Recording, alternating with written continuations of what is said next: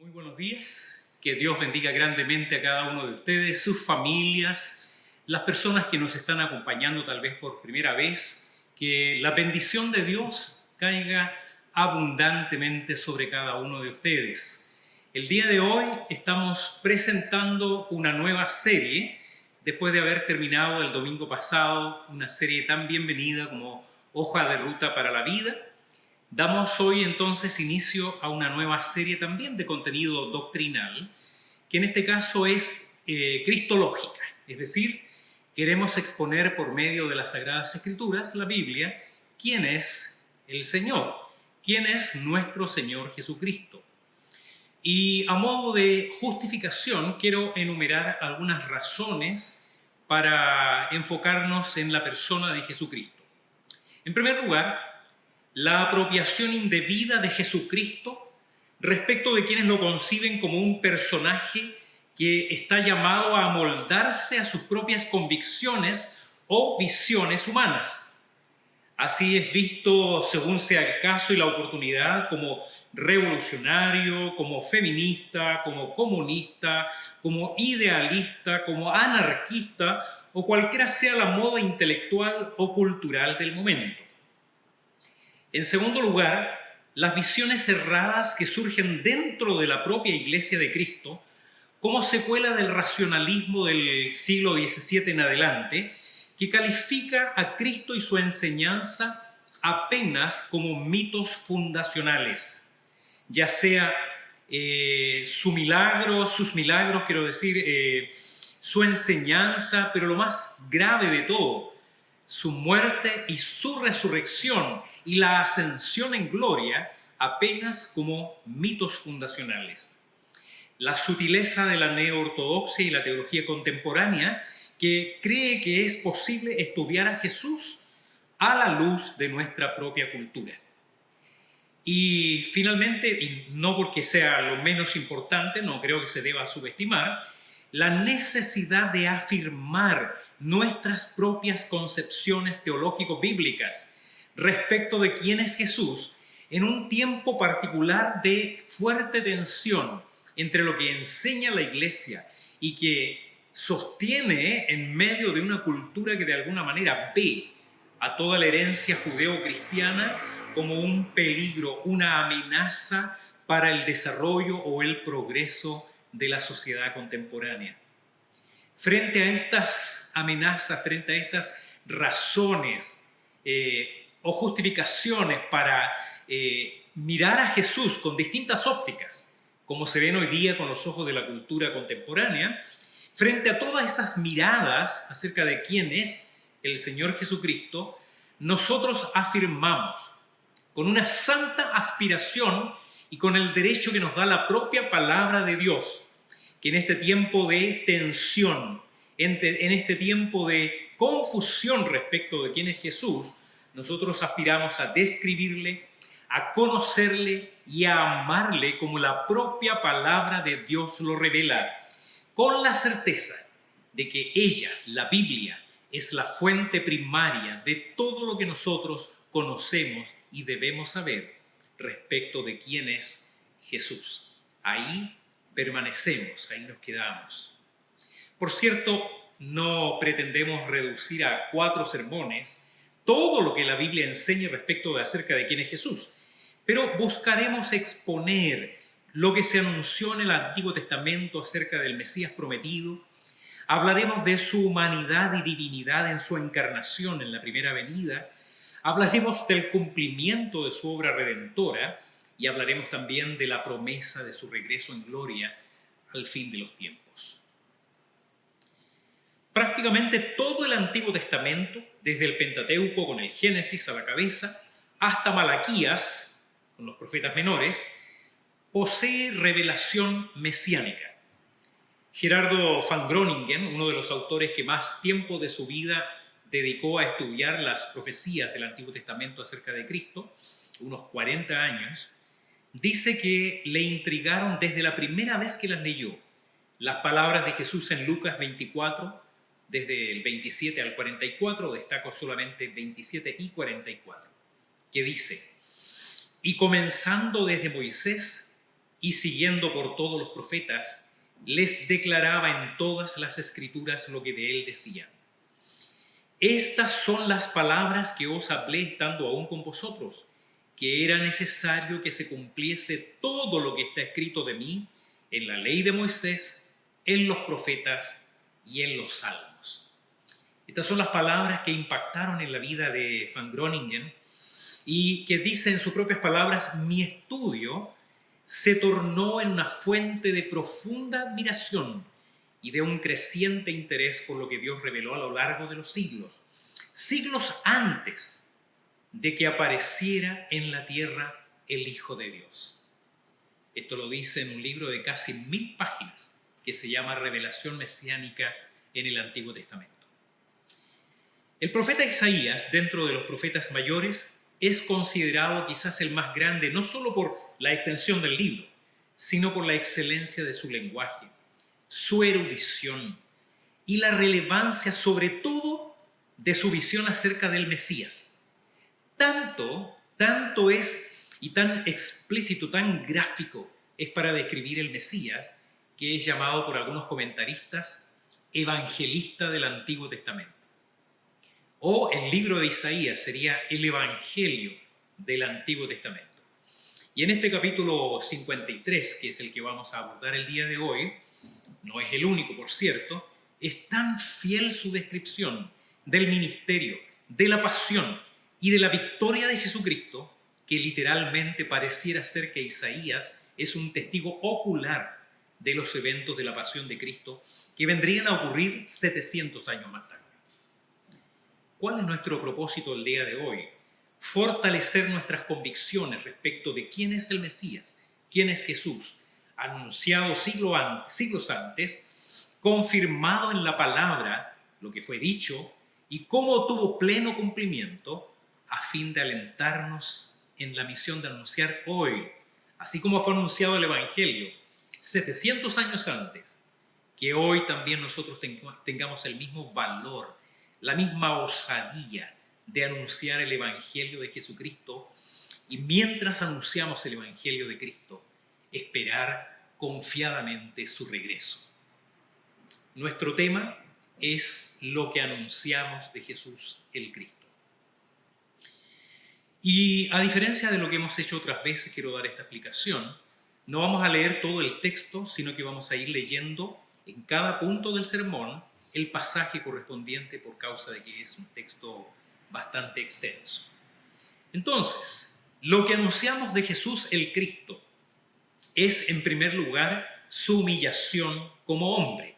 Capítulo 53 de Isaías, primeros 3 versículos. ¿Quién ha creído a nuestro anuncio y sobre quién se ha manifestado el brazo de Jehová? Subirá cual renuevo delante de él y como raíz de tierra seca. No hay parecer en él ni hermosura.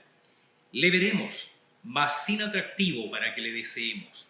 Despreciado y desechado entre los hombres, varón de dolores, experimentado en quebranto, y como que escondimos de él el rostro, fue menospreciado y no lo estimamos. Que Dios bendiga en cada uno de nosotros, sus hijos, su bendita palabra. La pregunta con que esta profecía inicia se parece un poco al tema de esta serie, ¿no? ¿Quién dicen los hombres que es el Hijo del Hombre? Es decir, Jesús.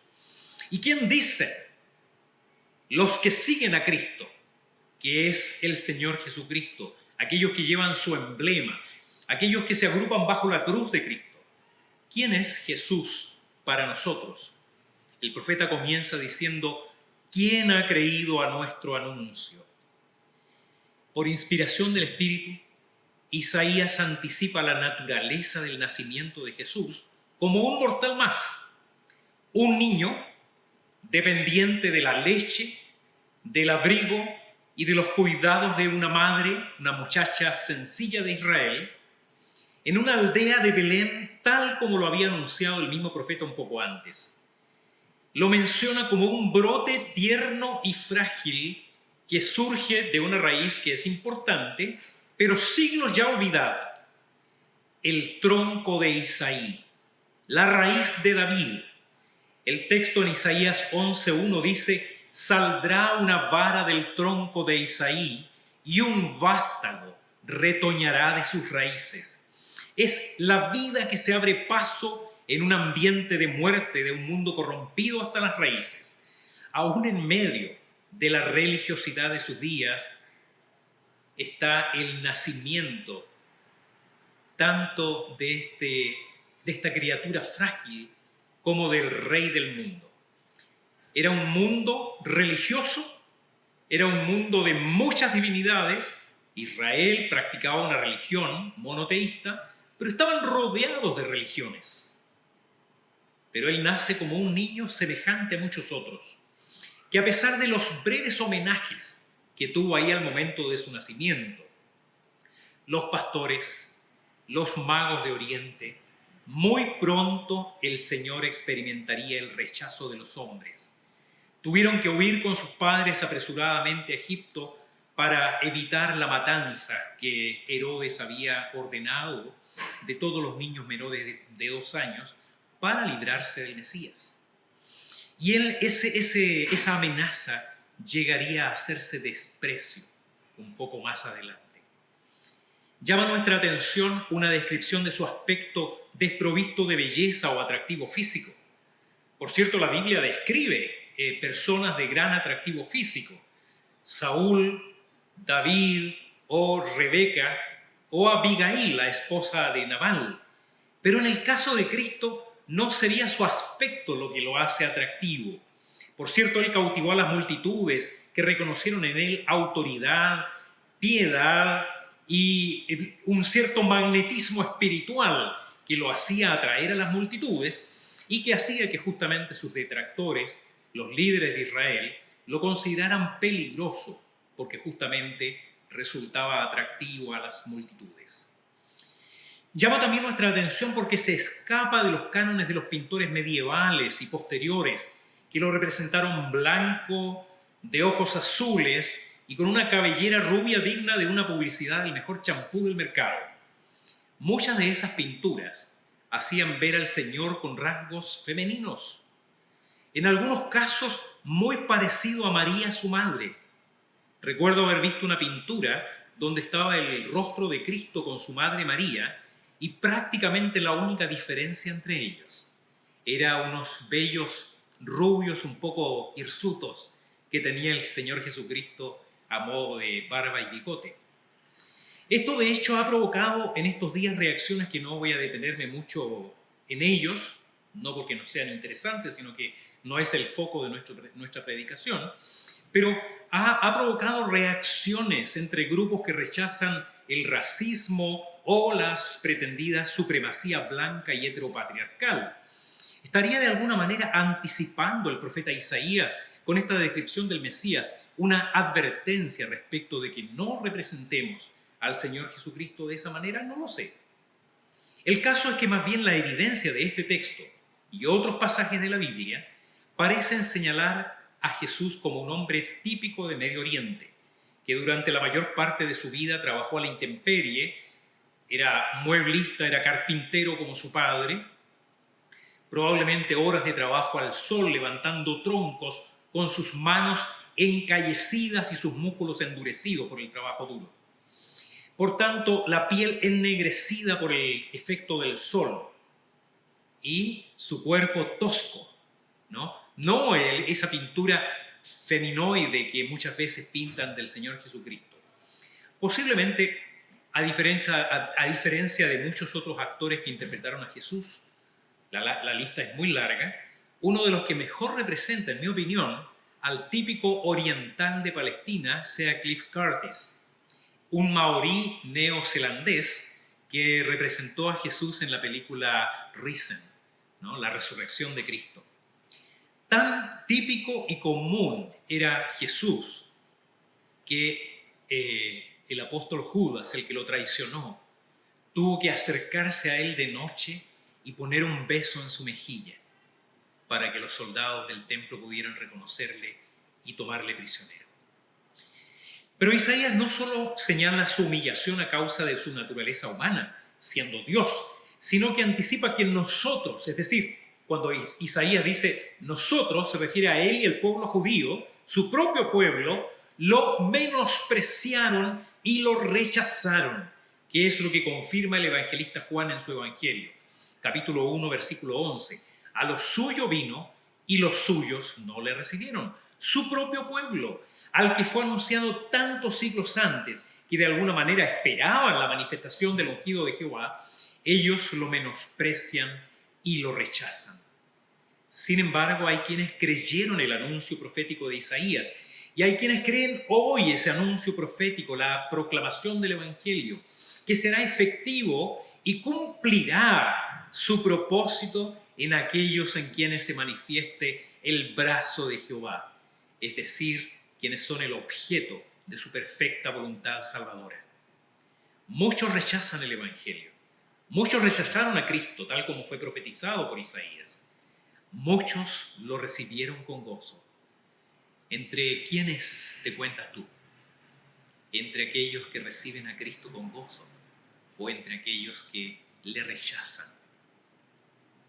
Yo confío que esta palabra dicha tantos siglos antes, anunciando exactamente lo que ocurriría con el pueblo de Dios, cómo trataron al Mesías, sea uno de los elementos que nos ayude a comprender la maravilla de que a nosotros se haya manifestado el brazo de Jehová, la maravilla de que se haya revelado a nosotros el Señor Jesucristo como tu Señor y tu Salvador.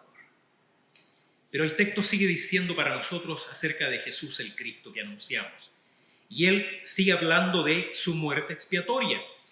Versículos 4 al 10, la primera parte, dice: ciertamente llevó él nuestras enfermedades y sufrió nuestros dolores, y nosotros le tuvimos por azotado, por herido de Dios y abatido. Mas él herido fue por nuestras rebeliones, molido por nuestros pecados. El castigo de nuestra paz fue sobre él, y por su llaga fuimos nosotros curados. Todos nosotros nos descarriamos como ovejas, cada cual se apartó por su camino, mas Jehová cargó en él el pecado de todos nosotros. Angustiado él y afligido, no abrió su boca. Como cordero fue llevado al matadero, y como oveja delante de sus trasquiladores, enmudeció y no abrió su boca. Por cárcel y por juicio fue quitado, y su generación, ¿quién la contará? Porque fue cortado de la tierra de los vivientes, y por la rebelión de mi pueblo fue herido. Y se dispuso con los impíos su sepultura, mas con los ricos fue en su muerte, aunque nunca hizo maldad ni hubo engaño en su boca. Con todo eso, Jehová quiso quebrantarlo, sujetándolo a padecimiento. Es tal la riqueza de este texto, querida iglesia, tal la precisión en lo que describe, que se han llenado páginas y páginas de comentarios y sermones acerca de este pasaje. El texto describe con una exactitud asombrosa los sufrimientos del Señor Jesús en los días de su pasión, pero no solo los hechos relacionados con los sufrimientos y la muerte, sino las implicaciones teológicas y espirituales, dado el carácter sustitutivo de la muerte de Cristo en nuestro lugar. ¿Qué cosas son las que describe? Y las vamos a repasar brevemente. Primero describe su naturaleza humana, porque dice que este hombre Dios, este Dios hecho hombre, no era en ese momento un hombre a prueba de balas, no era un hombre de acero, no era un superhéroe dotado de poderes que le permitían recibir azotes sin sufrir. Él era capaz de sufrir dolor, él fue capaz de sangrar, él fue capaz de morir y de hecho murió. Pero el versículo 4 también continúa hablando de su propia voluntad asumida de cargar sobre sí nuestros pecados y la consecuencia de ellos. El versículo 5 sigue hablando del juicio de Dios sobre él. El hecho, hermanos, maravilloso de que su propio Padre Dios es el que lo azota, el que lo hiere y lo abate en nuestro lugar. No fue el látigo romano, no fue la cruz de Roma, no fue la voluntad de los sacerdotes, sino que es Dios el que descarga su ira sobre su Hijo para que Él recibiera sustitutivamente nuestro castigo. Habla también de la naturaleza expiatoria de su muerte, lo que decíamos recién, cómo Él recibe la paga de nuestros pecados para hacer la paz con Dios. La palabra paz aquí, shalom, no es solamente hacer las paces con Dios, sino que significa salvación, bendición, felicidad. Todo eso por su muerte expiatoria en la cruz. Él recibe el precio de nuestra maldad. Él recibe el castigo que nosotros merecíamos para que nosotros recibiésemos paz con Dios. Habla el texto también de nuestra naturaleza caída y rebelde, para no dejar ninguna duda que éramos nosotros los que merecíamos el castigo, no nuestro amado Salvador. Versículo 6. Y presenta a Cristo, y este tal vez es el clímax de este texto, como el Cordero de Dios.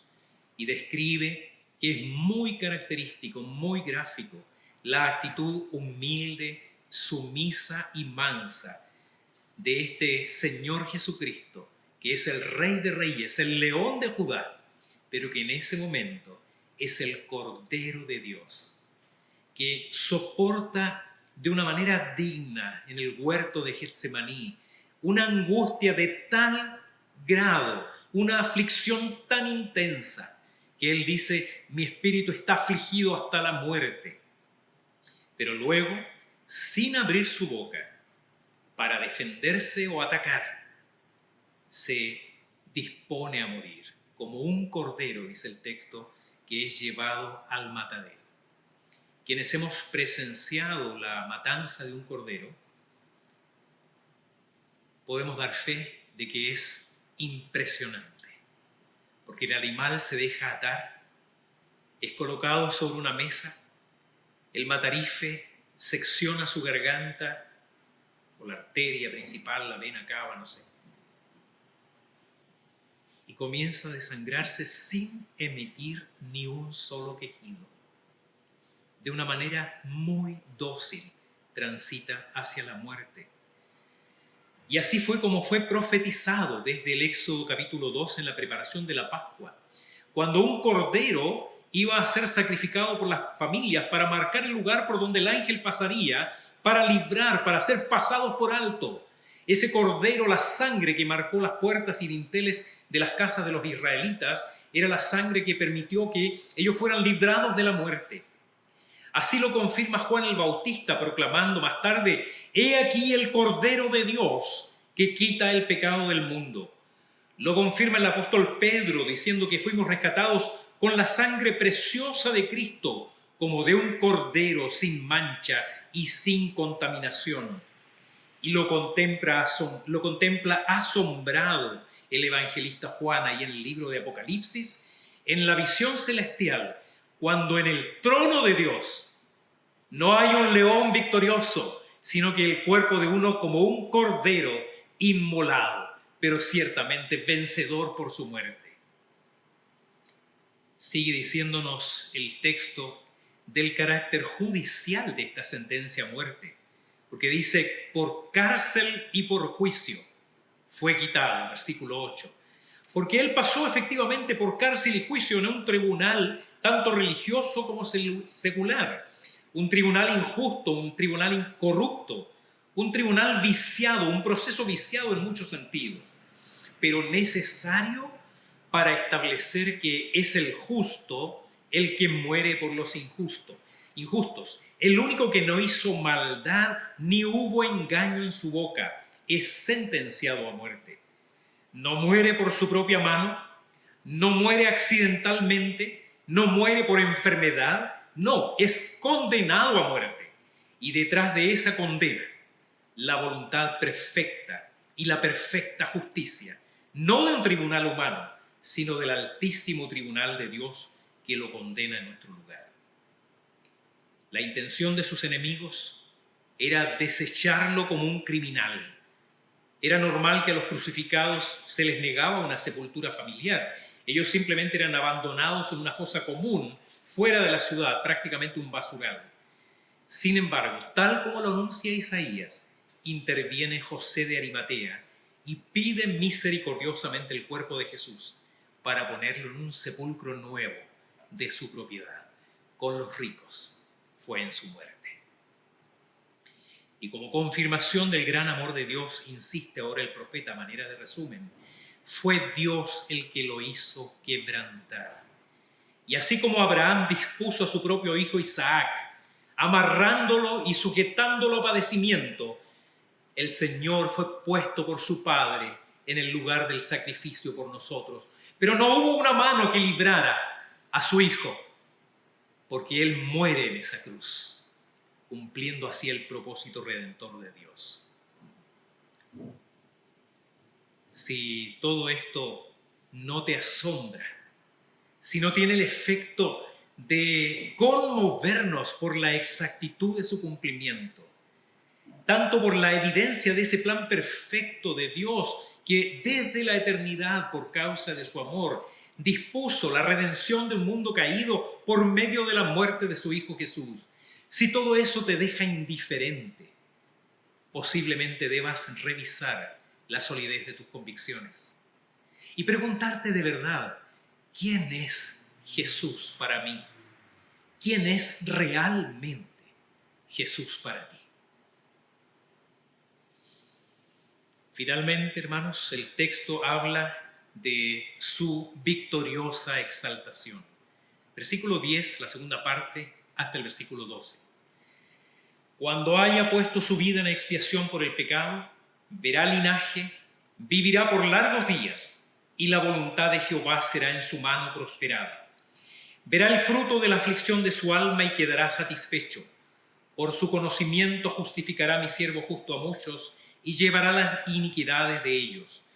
Por tanto, yo le daré parte con los grandes, y con los fuertes repartirá despojos, por cuanto derramó su vida hasta la muerte, y fue contado con los pecadores, habiendo él llevado el pecado de muchos, y orado por los transgresores.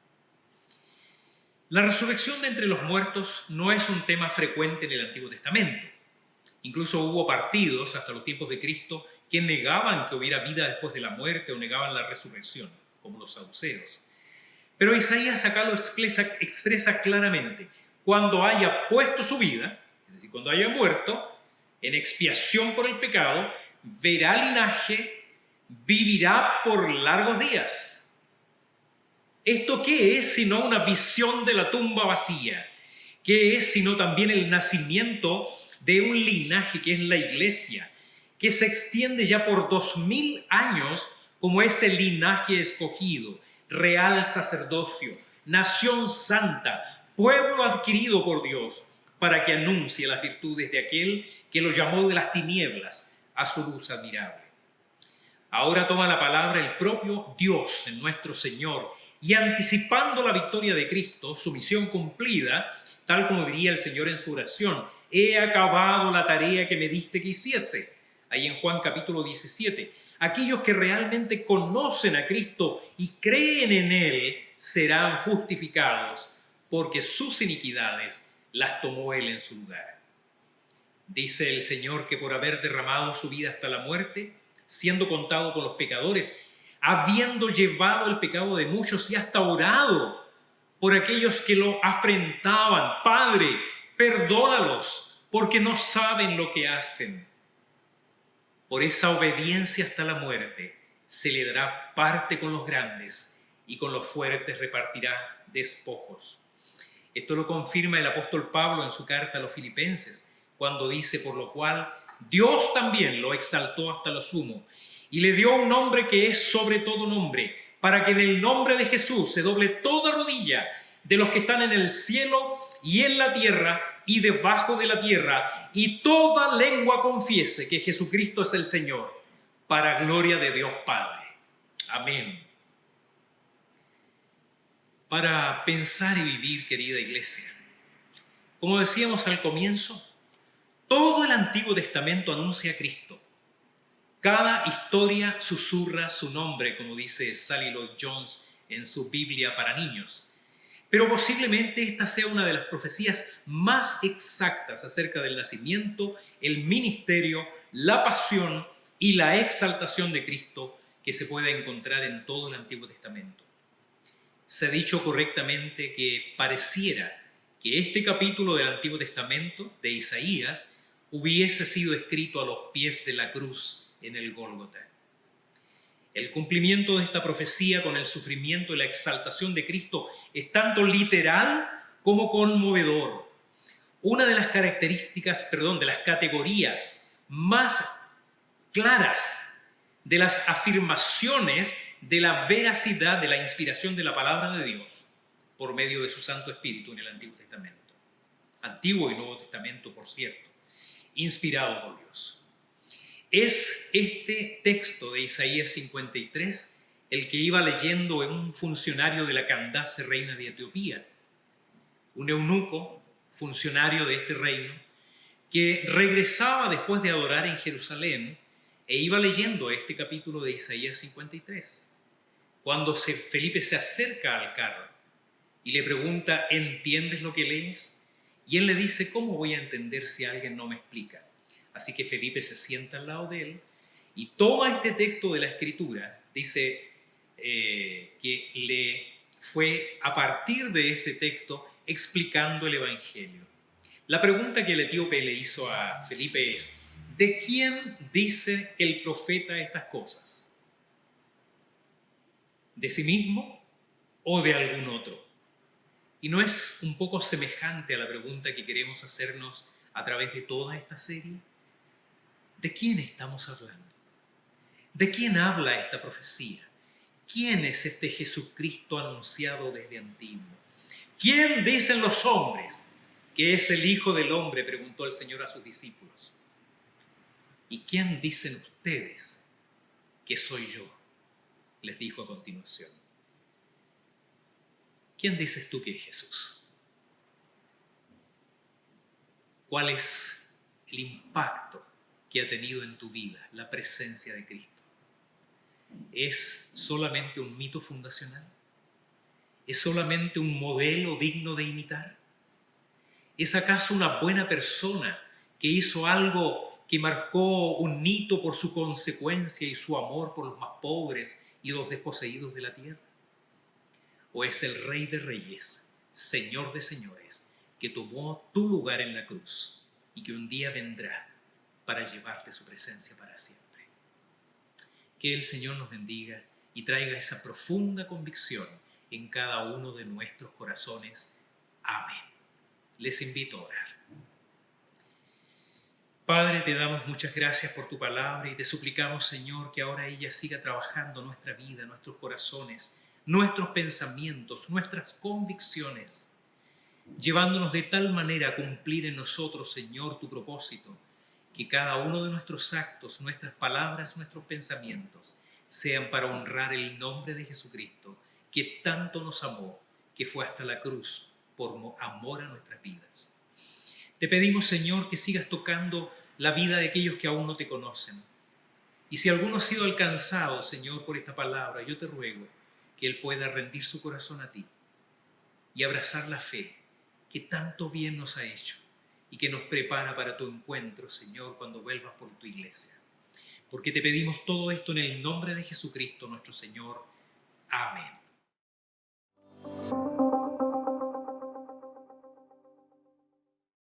Despidámonos con la bendición final. Que la gracia del Señor Jesucristo, nuestro Salvador, el eterno amor de Dios el Padre y la comunión y la santificación del Espíritu Santo esté en cada uno de vosotros, Iglesia de Jesucristo, desde ahora y para siempre. Amén.